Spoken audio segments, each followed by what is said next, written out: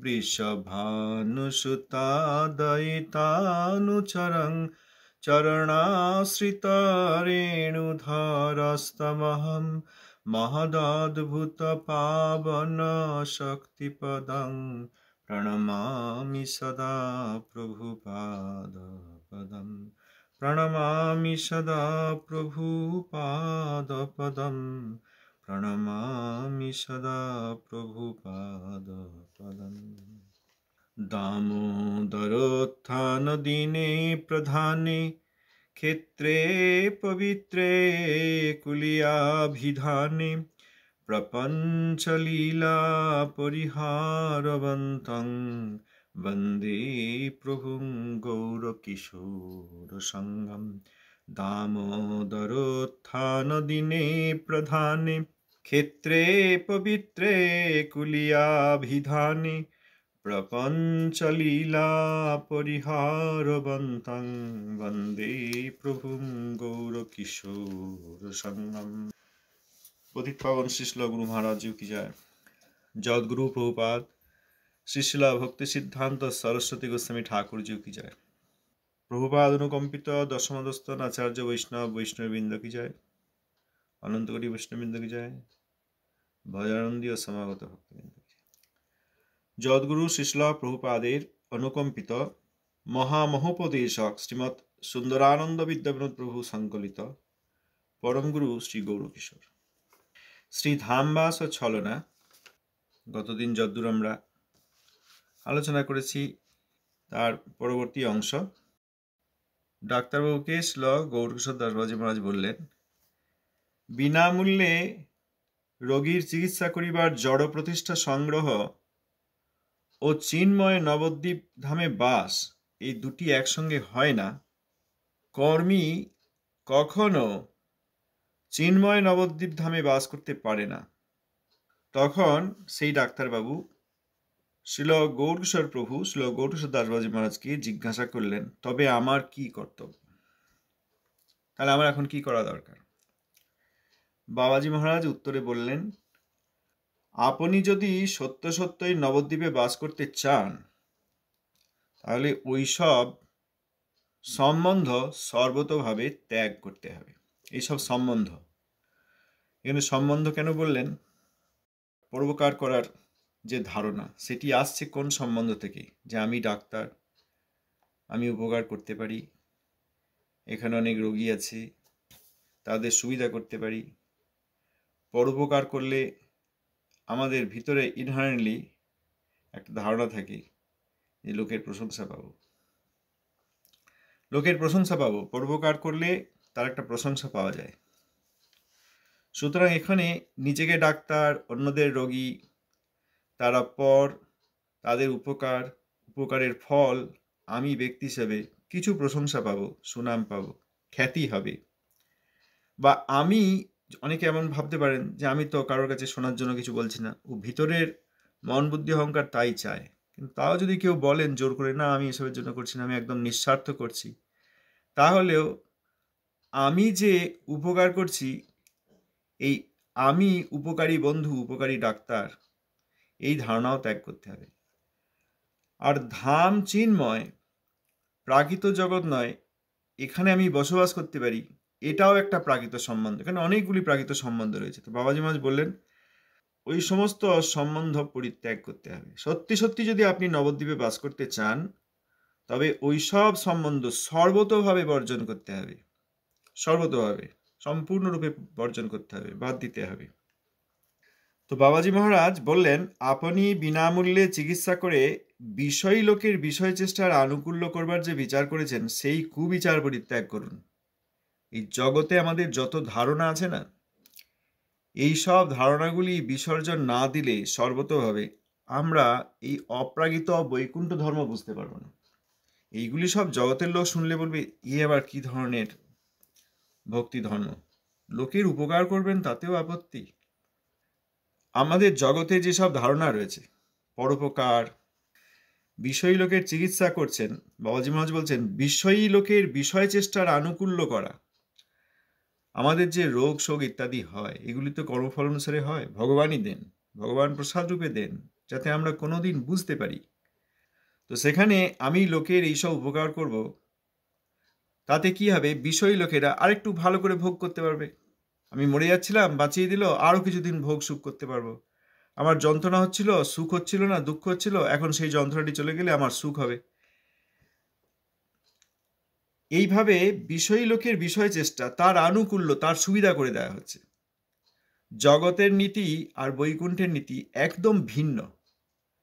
আমাদের মধ্যেও যে ধারণা আছে না, যে আমি ভালো, আমি উপকারী ধরনের, উপকারী টাইপ, বন্ধু টাইপ, সকলের ভালো করতে চাই, আমি খুব ভালো, এই আমি খুব ভালো জাগতিক দিক থেকে এই একটি বিরাট সম্বন্ধ। এই যে বাবুজি এর আগেই বললেন, এইসব সম্বন্ধ সর্বতভাবে বর্জন করুন। আমি ভালো, আমার এথিক্স আছে, মোরালিটি আছে, আমি ভালো কথা বলি, আমি কুকথা বলি না, এইগুলি খুব এই প্রাকৃত জগতের। এই জন্য বৈকুণ্ঠ জগতের দর্শন আমরা পাই না। আমাদের শ্রীল ভক্তি প্রজ্ঞান কেশব গোস্বামী মহারাজ একটা রেকর্ডিং আমরা শুনেছি, সেখানে শ্রীল কেশব গোস্বামী মহারাজ বললেন, জগতের ধারণা যে যদি সত্য কথা বললে অসুবিধা হয় তাহলে সত্য কথা গোপন করবে, প্রয়োজন নেই সত্য কথা বলা, সত্যবাদী হওয়ার প্রয়োজন নেই যদি সেইটা অনেকের অসুবিধা করে। আমাদের স্বরূপ রূপ ও অনুগবর প্রভুপাদ ছিল সরস্বতী গোস্বামী ঠাকুর বলেছেন যে নিরপেক্ষ সত্য কথা বলতে হবে, অপ্রাকৃত বৈকুণ্ঠ কথা যেমন সেই রকম বলতে হবে, নির্ভীক হয়ে নিরপেক্ষ সত্য কথা বলতে বলেছেন। অনেকে সামঞ্জস্য বজায় রেখে চলেন, অনেকে অনেক সংস্থা আছে, ব্যক্তি আছে, তাদের ধারণাকে বাধ্যত অন্তত সম্মান করে চলেন। এইগুলি করলে কখনো ধাম দর্শন হয় না। এই বিষয়ের সঙ্গে প্রসঙ্গে মিলছে তাই বলার চেষ্টা করছি। এই যে বিভিন্ন দিকে সহজিয়া, তারপরে এই ভগবত ভক্তবিরোধী, শুদ্ধ পরম্পরা এসেও পূর্ব আচার্যদের বিরোধ করা, এইগুলি কেউ বলতে চাইছেন না, কেউ শুনতে চাইছেন না। কিন্তু এর দ্বারাই নিত্য নবদ্বীপের ধারণা, অপ্রাকৃত ধারণা আমাদের বাধা পাচ্ছে। এই ধরনের ধারণার দ্বারা যেটা ঠিক সেটা বলতে হবে। তো অনেকে আমরা ভয় পেয়ে যাচ্ছি, ও না না ইনি যাই হোক কিছু তো ভজন করেন, কিছু তো ভজন আছে, বা ও না উনি তো ধামে বাস করেন, এইসব ভয় পেয়ে যাচ্ছি। তিনি মহাপ্রভু এবং মহাপ্রভুর প্রদত্ত মহামন্ত্রের অবজ্ঞা করেছেন। এমনকি শ্রীমদ্ ভাগবতে রাধারানীর নাম সাক্ষাতে শ্রীল সুখদেব গোস্বামীপাদ বলেননি। তার দুটি কারণ আছে। একটি হচ্ছে তার নাম যেন সাধারণ লোকের কাছে পৌঁছে না যায়, তাতে তারা অপরাধ করবে। আর দ্বিতীয় হচ্ছে তিনি এমন প্রেমিক ভক্ত ছিলেন যে তার নাম সাক্ষাতে নিলে তিনি ভাববিহ্বল হয়ে পড়তেন। আর পরীক্ষিত মহারাজের বিশেষ সময় ছিল না তার উপকার করার জন্য। যাই হোক, এই ব্যক্তি তো বললেন মহাপ্রভু এবং মহাপ্রভুর হরিনামের অবজ্ঞা করলেন। তারপর সেখানকার একজন শিষ্য প্রতিবাদ করেছিলেন যে না, মহাপ্রভুর দেয়া মহামন্ত্র এইটি শুধু কলিযুগের মহামন্ত্র নয়, এটি সব যুগেরই তারক ব্রহ্ম নাম। তো এই ব্রহ্মচারীটি ইনি প্রতিবাদ করেছিলেন যে না, মহামন্ত্র করতে হবে। সেইটির পর কিছু আলোচনা হয়েছিল, এদিক ওদিক স্পার্ক তৈরি হয়েছিল।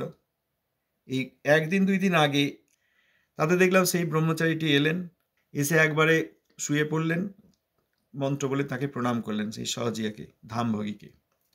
তথাকথিত তাকে পেয়েছেন, তিনি ক্ষমা চাইতে এসছেন, এবং আমার যা হয়েছে ভুল হয়ে গেছে। তাহলে মহামন্ত্র সম্বন্ধে তিনি যে প্রতিবাদ করেছিলেন সেটি উইথড্র করে নিলেন, যে আমি যা বলেছি আপনার চরণে ভুল হয়ে গেছে, আমি ক্ষমা চেয়ে নিচ্ছি। তখন এই সহজিয়া কেউ বুঝতে পারবেন না, বুঝতে পারা যাবে না, উনি কিন্তু ঠাড়ে ঠোড়ে স্বয়ং শ্রীল রূপ গোস্বামী পাদকে অবমাননা করলেন। দেখুন, বৃন্দাবনবাসী অনেকে মনে করেন খুব ভজন করছে, সবসময় রাধারানীর নাম করছে, কিন্তু এগুলি সম্ভব নয়, এগুলি সম্ভব নয়। আমরা আমাদের গুরুবর্গ, তোমাদের গুরুবর্গ বলছি না, একমাত্র বৈকুণ্ঠ থেকে যে দূত এসছেন তাদের কথা বলছি। তা এই সহজিয়া তিনি শ্রীল রূপ গোস্বামী পাদের অবমাননা করলেন। যদি 1000 জন দেখেন তারা ধরতে পারবেন না, কারণ এর মধ্যে খুব সূক্ষ্ম চাল আছে। তিনি তত্ত্ব বললেন যে যিনি কৃষ্ণ তিনিই রাধা, যিনি রাধা তিনিই কৃষ্ণ, অতএব এখানে কোনো ভেদ নেই। যারা পক্ষপাত করে তারা ভুল করে। এইটি শ্রীল রূপ গোস্বামী পাদের চরণে অপরাধ। মহাপ্রভুর পার্ষদ রূপ গোস্বামী পাদ, তিনি নন্দব্রজের রূপমঞ্জরি, তাদের অবমাননা করে কেউ কি আর রাধা নাম গাইতে পারে না বৃন্দাবন বাস করতে পারে? বৃন্দাবনেশ্বরীর অবমাননা করে, তার নিজজন রূপ গোস্বামী পাদের অবমাননা করে কেউ এটা করতে পারে? তা বলবেন কি করে অবমান হলো? এই যে শ্রীল রূপ গোস্বামী পাদ তিনি তত্ত্বও জানেন, লীলাও জানেন। তত্ত্বে রাধাকৃষ্ণ ঐচয় একই স্বরূপ, লীলারস আস্বাদিতে ধরে দুই রূপ, এ তো ঠিকই, কিন্তু লীলায় সেখানে অনেক ঘটনা ঘটে যে। বৃন্দাবনের অপ্রাকৃত বনে বিহারাদিতে কুঞ্জের বিভিন্ন লীলায়, সেসবে তো আমরা যাব না, শুধু জবাবটি দেওয়ার জন্য বলছি, বোঝানোর জন্য বলছি, যাতে আমরা বুঝতে পারি যে এনারা কেউ ধামবাসী নন, এনারা কেউ রাধারানীর একান্ত ভক্ত নন, এনারা এই ধামভোগী, নামভোগী। তা এই যে লীলাতে, সেখানে তত্ত্ব আর লীলার মধ্যে, তত্ত্বে এক প্রকার কিন্তু লীলায় তার ভেদ হয়। ভগবান স্বয়ং চান তিনি কি লীলা হবে, তার ডাইরেকশনটা, তার চাবিকাঠিটা, লীলার সূত্রটা যোগমায়ের হাতে দিয়ে নিজে ভুলে যান। এখন এখানে যাচ্ছি, এই পার্শ্বদের সঙ্গে দেখা হবে কি হবে না, অন্য একদিকে কোনো অন্য পার্শ্বদ তিনি কি ব্যবহার করবেন, খুব ঢেকে বলছি যাতে প্রকৃত লীলা প্রকাশ না পায়, কারণ সেগুলি তো বলা উচিত নয় পাবলিকলি। অন্য পার্শ্বদ, তার সঙ্গে কৃষ্ণের কি ব্যবহার হবে, অতএব প্রথমত যে পার্শ্বদের সঙ্গে দেখা করার কথা তার সঙ্গে দেখা হবে কিনা জানি না। এইসব অনেক লীলা হয় ভগবানের লীলা। এই যে সচিত আনন্দ, লাদিনীতে যে আনন্দ, সেই রস, এই লীলায় অনেক রস আছে। শুষ্ক তত্ত্ব জেনে গেছি বললেও যখন দেখা যায় যে লীলারস সম্বন্ধে তাদের ধারণা নেই, তাহলে জানতে হবে এনারা ধামভোগী, নামভোগী, এবং এই লোক দেখানো যে আমি রাধা নাম করি। তার লীলা সম্বন্ধে ধারণা কি করে হবে? তার নিজজন যারা, তাদেরকে চিনতে পারছেন না কেন? তো সেখানে আমাদের গুরুবর্গগণ মহাপ্রভুর নিত্য পার্ষদ এবং অন্তরঙ্গতম প্রিয় পার্ষদ, সব পার্ষদকে অন্তরঙ্গ পার্ষদ বলেন নাই। প্রভুপাদ ছিল সরস্বতী ঠাকুরের হরিকথামৃতে আছে, সবাইকে অন্তরঙ্গতম প্রিয় পার্ষদ বলেন নাই। অন্তরঙ্গ পার্ষদ কয়েকজন, তাদের মধ্যে অন্তরঙ্গতম রূপ গোস্বামীপাদ, তিনি লিখলেন যেসব লীলার কথা, সেইগুলিকে অস্বীকার করা যায় না। তার লীলা সম্বন্ধে এই ব্যক্তিতে আমাদের ধারণাই নেই। এই যে পক্ষপাত, এই কথাটি আসছে রাধা এবং কৃষ্ণে সমান প্রেম, কৃষ্ণ অপেক্ষা রাধারানীতে অধিক প্রীতি, আবার কোথাও রাধারানী অপেক্ষা কৃষ্ণে অধিক প্রীতি। যারা পরমপ্রেষ্ঠ সখী, এইসব কথা বলার কথা নয়, তবুও যাতে এই সহজে এদের চেনা যায় সেজন্য একটু বলছি। উনি যে কথা বললেন এটা কত বড় অপরাধজনক, এবং লীলা সম্বন্ধে অজ্ঞানতা, এবং চিরলীলাসঙ্গী, নিত্যলীলাসঙ্গী রূপ গোস্বামীপাদের লেখাকে অবমাননা, এটা তো কেউ ধরতেই পারবেন না। এই যে বললেন ওখানে আর পক্ষপাত নেই, ওখানে কোনো পক্ষপাত নেই, এই যে এই ব্রহ্মচারীটিকে বললেন, উনি না তো উনি বুঝেছেন, না তো কোনো দর্শক বুঝেছেন।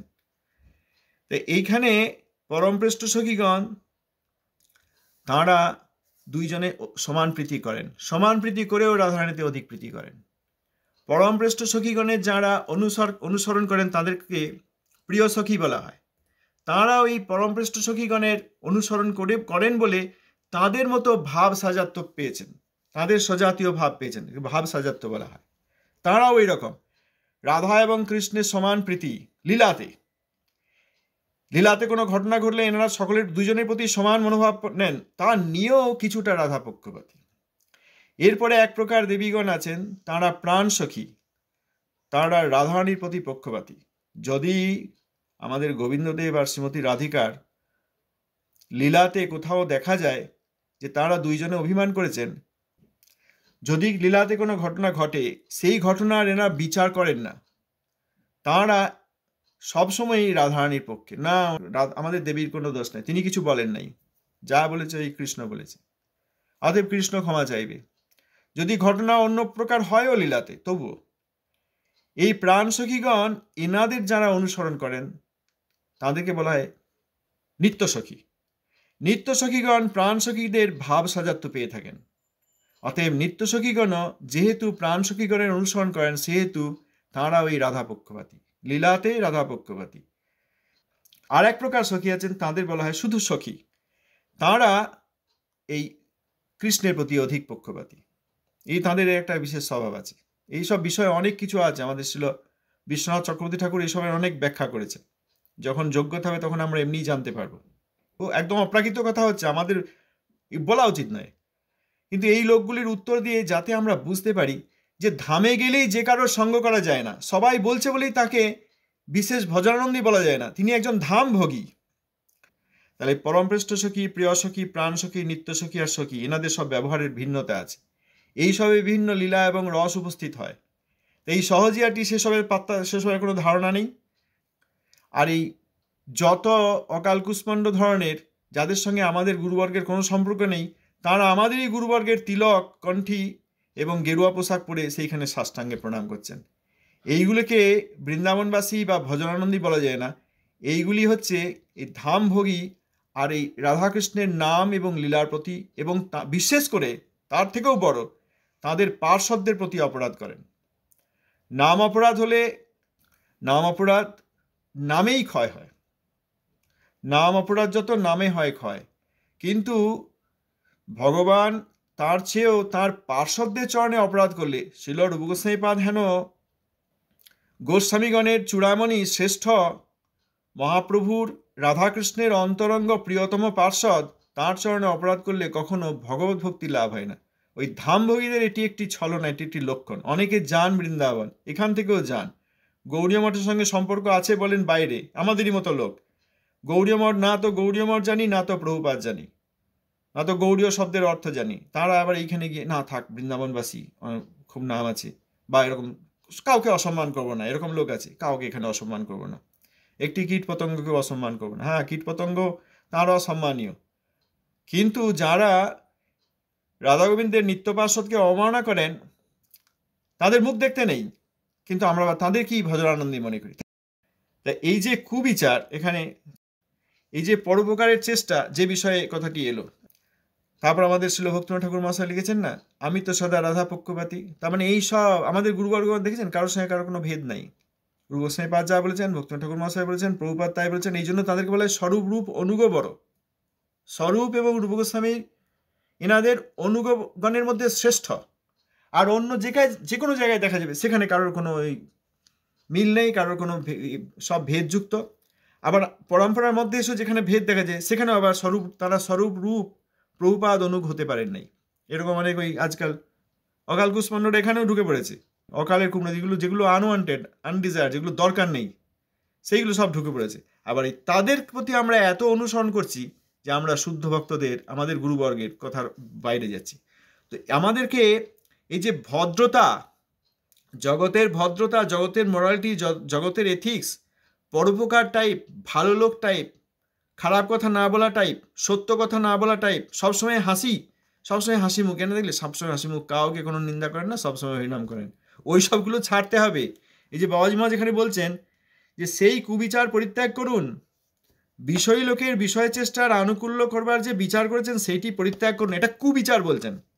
আর জগতের কোটি কোটি লোক বলবে এটা খুব সুবিচার। এমন ডাক্তার দেখা যায় না, ভোগ সুখে মগ্ন হয়ে থাকতে পারতেন, তিনি সেসব ত্যাগ করে এখানে এসে ভিক্ষা করছেন, সেই ভিক্ষার দ্বারা ওষুধের দাম সংগ্রহ করছেন, দিয়ে বিনামূল্যে সব লোকের চিকিৎসা করছেন। তাও কোথায়? আবার নবদ্বীপ ধামে, ধামবাসীদের করছেন এইসব ধারণা। নবদ্বীপ ধামে যারা বাস করেন সকলে ধামবাসী নয়, তাহলে তো বাবাজি মহারাজ ভালোই বলতেন।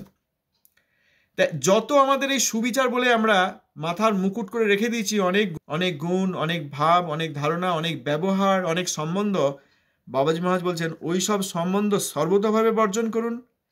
বাবাজি মহারাজ বলছেন সেই সমস্ত কুবিচার পরিত্যাগ করুন। যাহারা বাস্তবিক হরিভজন করেন, একমাত্র তাহাদের হরিভজনের আনুকূল্য ব্যতীত অন্য যে কোনো প্রকারের সেবা বা ধর্ম সমস্তই ঘোর বন্ধনের কারণ হইয়া থাকে। ওই ধামভোগী, তাদের মধ্যে কোনো হরিভজন নাই, তারা রূপবিরোধী, তারা স্বরূপ রূপ, গৌরসুন্দর, মহামন্ত্র, প্রভুপাদ, ভক্তিনাথ ঠাকুর এনাদের বিরোধী। তাদের আনুকূল্য করা হচ্ছে। এই ডাক্তারবাবু তো ওষুধ দিয়ে আনুকূল্য করছিলেন, আমরা গিয়ে সেখানে আনুগত্য দেখিয়ে প্রণাম করে, এই লোকের কাছে আমার খুব বড় হৃদয় দেখানো যায় ঠিকই, কিন্তু তাতে সুবিধা হয় না। এই যে বলছেন যে যারা সত্যিকার হরিভজন করেন, একমাত্র তাদেরই হরিভজনে সহায়তা করতে হবে, তাদেরই হরিভজনে আনুকূল্য করতে হবে। অন্য যে কোনো প্রকারের সেবা বা ধর্ম সমস্তই ঘোর বন্ধনের কারণ হইয়া থাকে। আপনি যেরূপ ধামবাস করিতে চাহিয়াছেন, সেরূপ বাস অপেক্ষা আপনার দেশে গিয়া হরিনাম করিলে আপনি বাঁচিতে পারিবেন। যদি বাঁচিতে চান তবে তাহাই করুন, কপটতার সহিত ধামবাসের ছলনা করিবেন না।